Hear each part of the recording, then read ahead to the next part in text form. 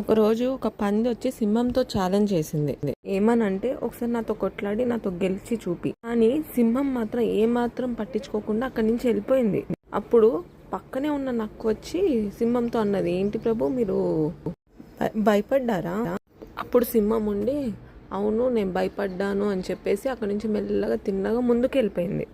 అప్పుడు దూరం నుంచి చూస్తున్న ఏనుగు వచ్చి, ఏంటి ప్రభు మీరు అనుకుంటే ఆ పందిని ఒక్క నిమిషంలో ఓడించగలరు, కానీ మీరెందుకు సైలెంట్గా వచ్చేసారు అక్కడి నుంచి? ఇప్పుడు సింహం ఇలా అన్నదంట, ఒకవేళ నేను ఆ పందితో కొట్లాడి గెలిచాను అనుకో, ఆ పందితో గెలవటం ఏముంది అని అంటారు.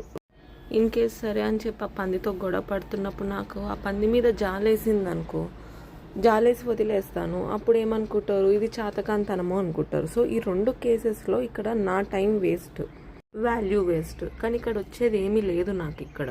ఇప్పుడు ఏనుగు, సరే ప్రభు మరి ఇందాక నక్క వచ్చి పడ్డావా అని అడిగినప్పుడు అవును భయపడ్డానని ఎందుకు సమాధానం ఇచ్చారు? ఇప్పుడు సింహం ఏం చెప్పిందంటే, నక్కలు మనకి చాలా డేంజర్, మనకి లేనిపోనివన్నీ చెప్పి మనని రెచ్చగొట్టి వాటితో గొడవ పడేటట్టు చేస్తాయి ఆ నక్కలు అని జవాబు చెప్పింది సింహం ఏనుగుకి.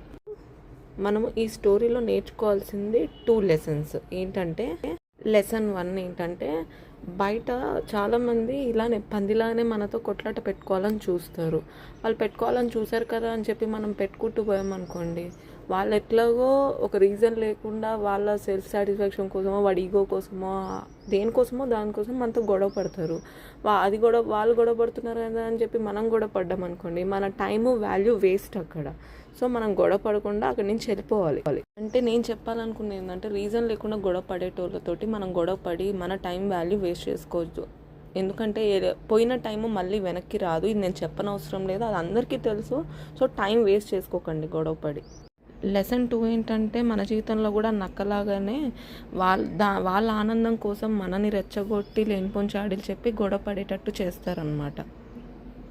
నువ్వు వాళ్ళ మాటలు పట్టించుకున్నారనుకోండి, మన ప్రాబ్లమ్స్కి మనమే క్రియేట్ చేసుకున్న వాళ్ళం అవుతాం అనమాట. మన ప్రాబ్లమ్స్కి ఎవరో కాదు, మనమే కారణం అవుతాము. సో సైలెంట్గా ఉండటం అనేది ఒక వీక్నెస్ కాదు, అదే మనకి పవర్. సైలెంట్గా ఉండండి, బీ హ్యాపీ.